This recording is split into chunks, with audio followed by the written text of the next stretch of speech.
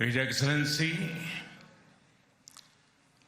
Prime Minister Benjamin Netanyahu, His Excellency, Mr. Amir Ohana, Speaker of the Knesset, His Excellency, Mr. Yair Lapid, Leader of the Opposition, Honorable members of the Knesset,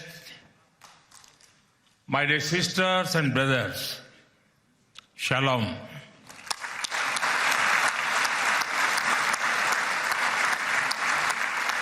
Namaste. Honorable members, it is a privilege and an honor for me to stand before this distinguished House. I do so as the Prime Minister of India and also as a representative of one ancient civilization addressing another.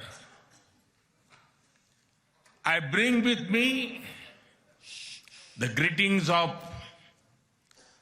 1.4 billion Indians and a message of friendship,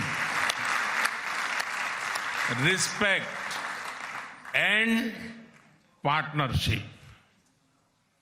I thank you, Mr. Speaker, for your kind invitation and for your wonderful gesture of lighting up the Knesset in Indian colors. Your visit to India 3 years ago was the first by a Speaker of the Knesset, and thanks to you, I am the first Prime Minister of India to address this august gathering.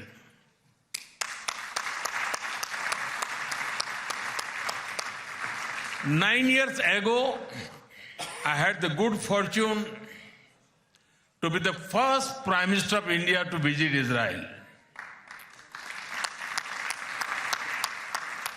And I'm very happy to be here again, returning to a land to which I have always felt drawn. After all, I was born on the same day that India formally recognized Israel, September 17, 1950.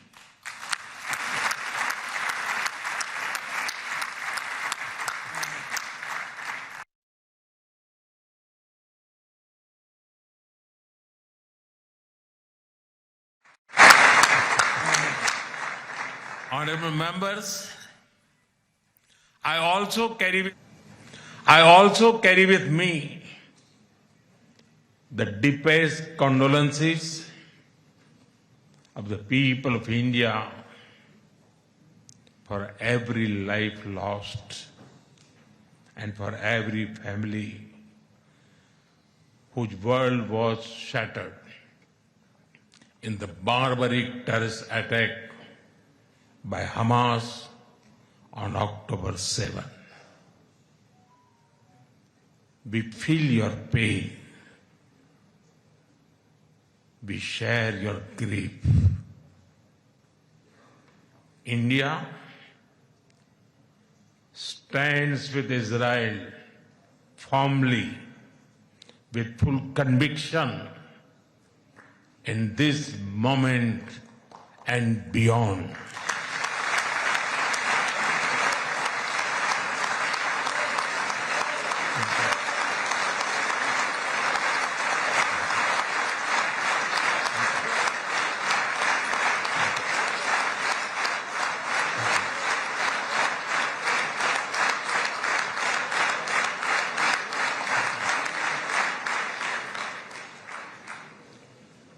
No cause can justify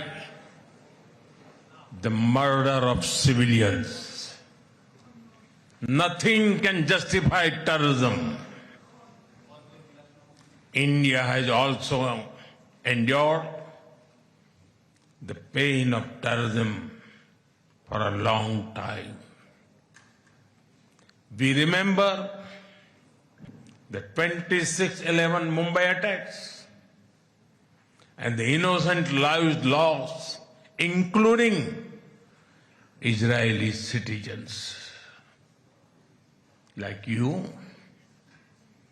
we have consistent and uncompromising policy of zero tolerance for terrorism with no double standards.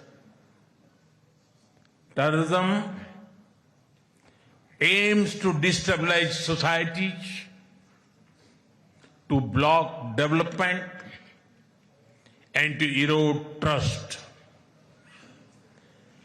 Countering terrorism requires sustained and coordinated global action because terror anywhere threatens peace everywhere. That is why India supports all efforts that contribute to durable peace and regional stability. Some years ago, when you concluded the Abraham Accords, we applauded your courage and vision. It was a moment of new hope for a long troubled region. Since then, the situation has changed significantly. The path is even more challenging. Yet, it is important to sustain that hope. The Gaza Peace Initiative that was endorsed by the UN Security Council offers a pathway. India has expressed its firm support for the initiative. We believe that it holds the promise of a just and durable peace for all the people of the region, including by addressing the Palestine issue. Let all our efforts be guided by wisdom, courage, and humanity. The road to peace is not always easy, but India joins you and the world for dialogue, peace, and stability in this region. Honorable members, in India, there is a great admiration for Israel's resolve, courage, and achievements. Long before we related to each other as modern states, we were linked by ties that go back more than 2,000 years. The book of Esther refers to India as Hodu. The Talmud records trade with India in ancient times. Jewish merchants traveled across sea routes that connected the Mediterranean with the Indian Ocean. They came seeking opportunity and dignity. And in India, they became one of us. Jewish communities have lived in India without fear of persecution or discrimination. They have preserved their faith and participated fully in society. That record is a source of pride for us. Honorable members, the Bene Israel of Maharashtra, the Kochini Jews of Kerala, the Baghdadi Jews of Kolkata and Mumbai, and the Bene Menashe of the Northeast have enriched India. In my home state, Gujarat, there is a school set up by a Bene Israeli family, Mr. and Mrs. Best. It is an excellent school, and of course, it is called the Best School.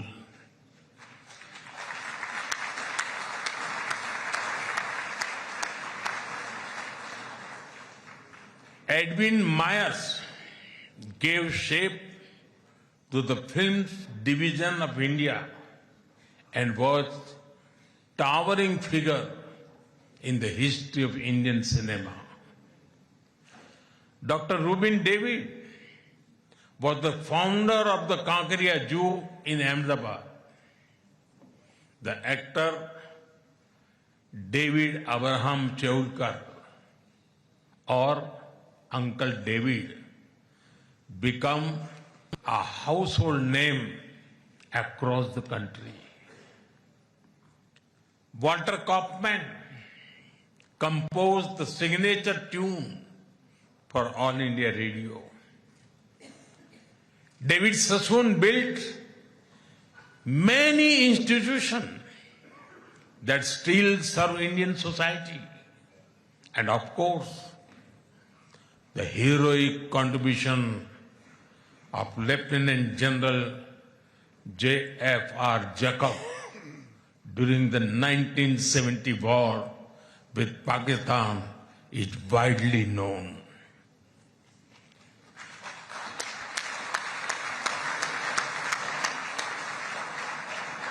I had the honor of working closely with him after his retirement.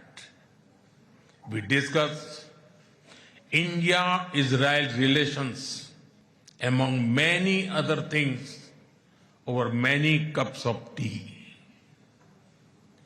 There have been countless others whose contributions are woven into India's rich fabric of life. Honorable members, there was movement from India to Israel too, when many Indian Jews migrated to Israel in the mid-20th century. Today, a vibrant Indian origin Jewish community lives here. They are contributed to the building of modern Israel in laboratories and hospitals, in classrooms, and also on the battlefield. They hold firmly that Israel is their fatherland and India their motherland.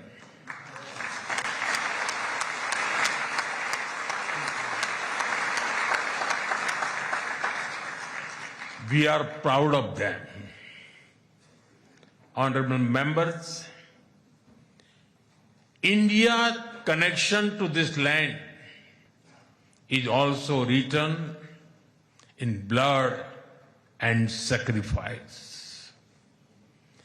During the First World War, more than 4,000 Indian soldiers laid down their lives in this region. The cavalry charge at Haifa in September 1918 remains a significant chapter in military history. Major Thakur Dalpat Singh, remembered as the hero of Haifa, symbolized the shared history. During my last visit, I was deeply moved to pay my respect at the Haifa Memorial for Indian soldiers.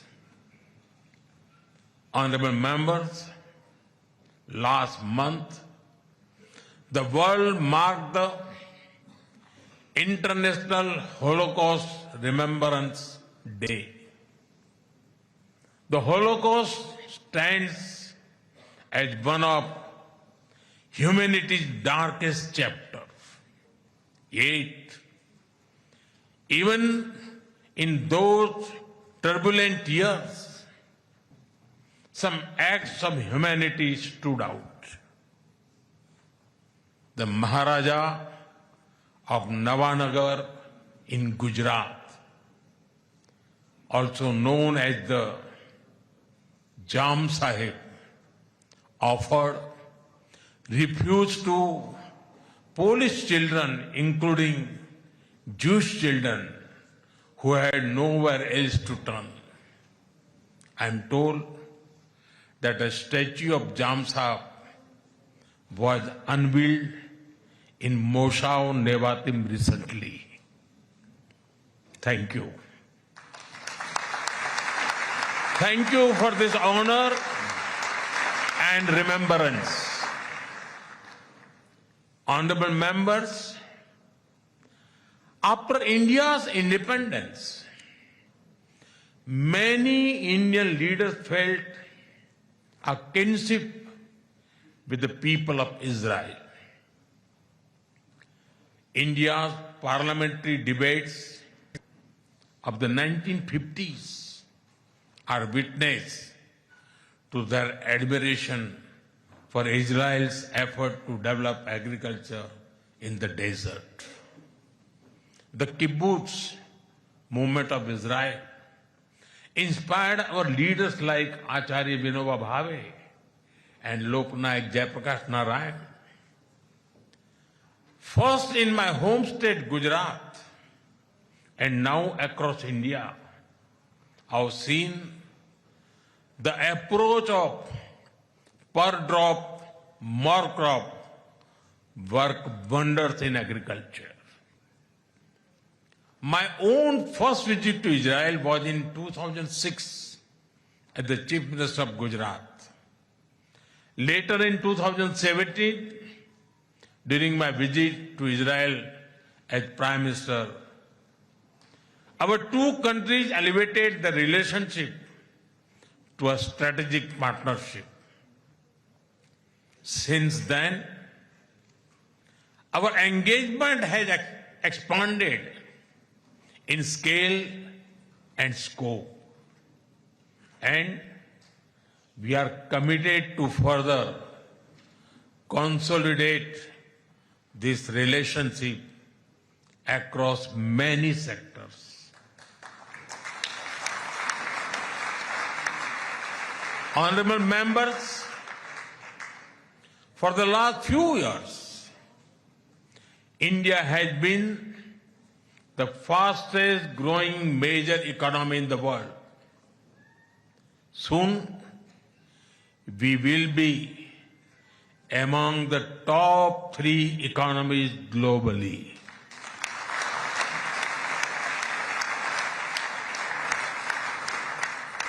At the same time, Israel is a powerhouse of innovation and technological leadership. This creates a natural foundation for our forward-looking partnership. We are committed to expanding trade, strengthening investment flows, and promoting joint infrastructure development. The bilateral investment treaty signed last year will provide confidence and predictability to our businesses. In the last few years, India has concluded a number of important trade agreements with other nations. To your west, the European Union and the UK. To your east, the UAE and Oman. Our bilateral goods trade has grown significantly in recent years, but it does not reflect the full scope of opportunity. That is why our teams are working hard to negotiate an ambitious free trade agreement. It will unlock the vast untapped potential in our trade relationship. We will also work closely in different formats, such as India, Middle East, Europe Economic Corridor, and the I2U2 framework between India, Israel, UAE, and the US. Defense and security is another important pillar of our partnership. In November last year, we signed an MOU on defense cooperation. In today's uncertain world, a strong defense partnership between trusted partners like India and Israel is of vital importance. Honorable members, Israel is often called the startup nation. In recent years, we have also been working to unlock the innovation and creativity of our youth. I recall that in 2018, Prime Minister Netanyahu and I inaugurated the I Create Technology Business Incubator in India. Since then, it has supported nearly 900 such startups. Last week, we hosted the world's largest and the most democratized AI Impact Summit with representatives from over 100 countries. Our aspirational spirit aligns naturally with Israel's innovation ecosystem. I see a lot of synergies in areas such as quantum technologies, semiconductors, and artificial intelligence. We are also working with Israel on creating cross-border financial linkages using our digital public infrastructure. Honorable members, I mentioned how inspiring we found Israel's agricultural miracle in desert. Israeli expertise in precision irrigation and water management has already transformed agricultural practices in India. Together, we have established 43 centers of excellence across India that have provided training to more than 500,000 farmers. We should now set an ambitious goal to expanding to 100 centers to benefit millions of farmers and fishermen. Honorable members, at the heart of the India-Israel partnership are the ties between our peoples. When I first visited Israel in 2006, there were a handful of yoga centers in Israel. Today, yoga seems to be practiced in almost every neighborhood. I am told that interest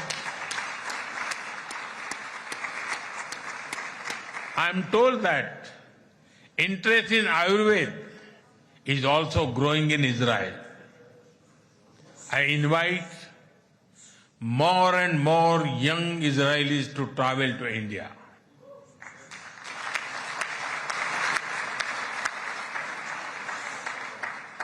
They will witness the dynamism of our society and experience what holistic wellness can do for the body and the mind. I'm happy to inform this August House that the Indian Parliament has set up a parliamentary friendship group for Israel. I invite you all to visit India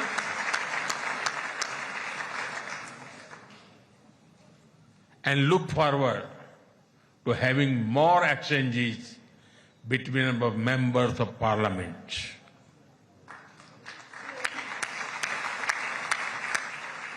I am aware that Indian caregivers and skilled workers in Israel contribute immensely to families and communities. They have displayed remarkable courage and dedication in times of crisis, including on October 7. We are proud of them.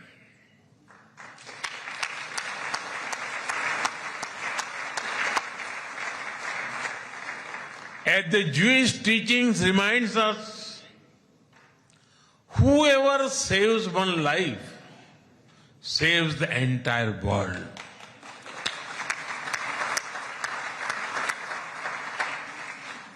Their service reflects the strength of the human bonds behind our cooperation. We will continue to facilitate the movement of workers and professionals across sectors that benefit both of our nations. Honorable members, we are both ancient civilizations, and it is perhaps no surprise that our civilizational traditions also reveal philosophical parallels. In Israel, the principle of Tikkun Olam speaks of healing the world. In India, Vasudhaiv Kutumbakam affirms that the world is one family.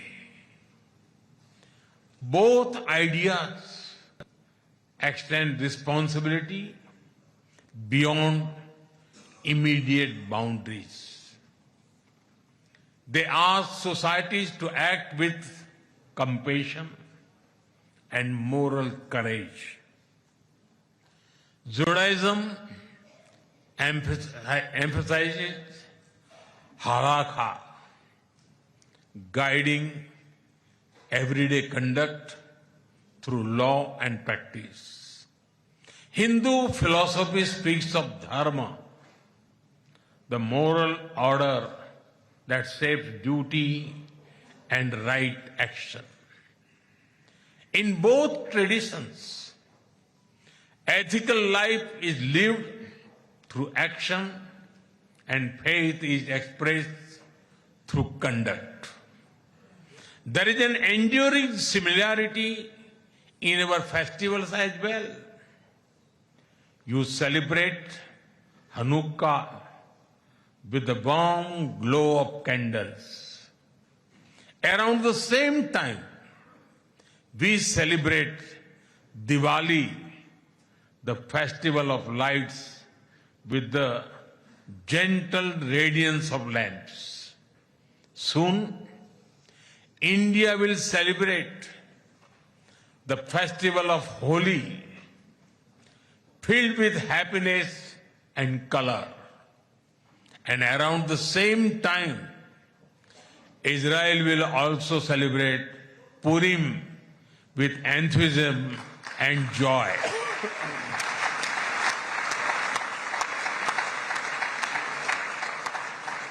Honorable members, our shared ideals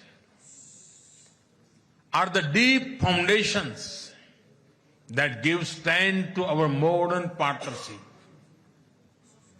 We are democracies shaped by history and focus on the future. Our partnership is grounded in shared experience and shared aspirations. Our strong partnership not only serves national interests, but also contributes to global stability and prosperity. Let us ensure that the friendship between India and Israel remains a source of strength in an uncertain world. Am Israel Chai.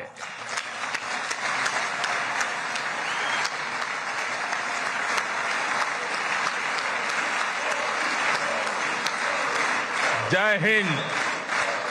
Thank you.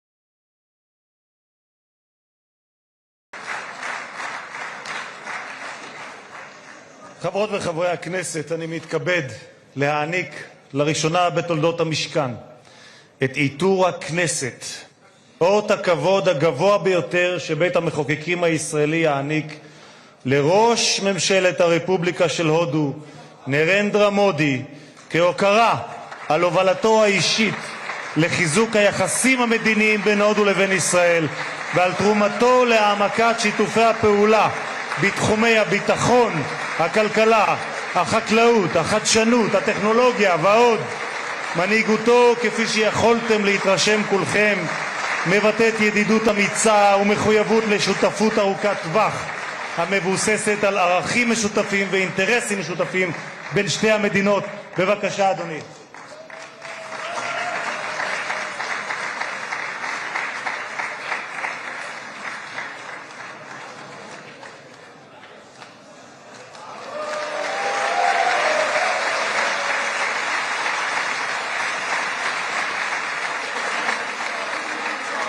Always be remembered.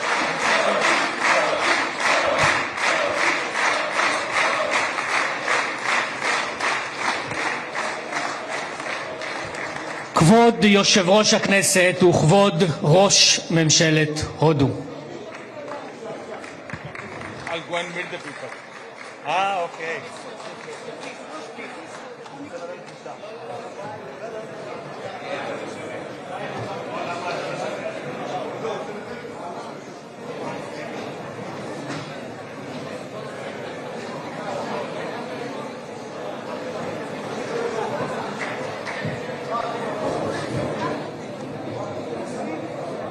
They're receiving the highest civilian honors in Israel.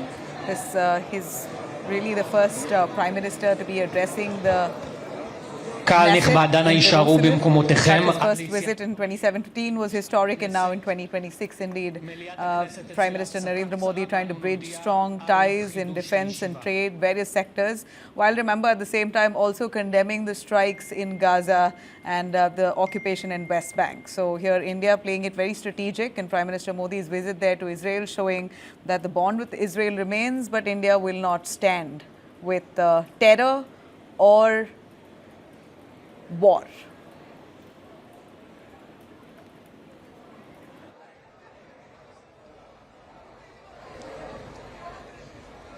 Israel की संसद Knesset में प्रधानमंत्री नरेंद्र मोदी का संबोधन, और उससे पहले हमने देखा कि कनेसेट में स्पीकर आमिर ओहाना ने अपने संबोधन से शुरुआत की और उन्होंने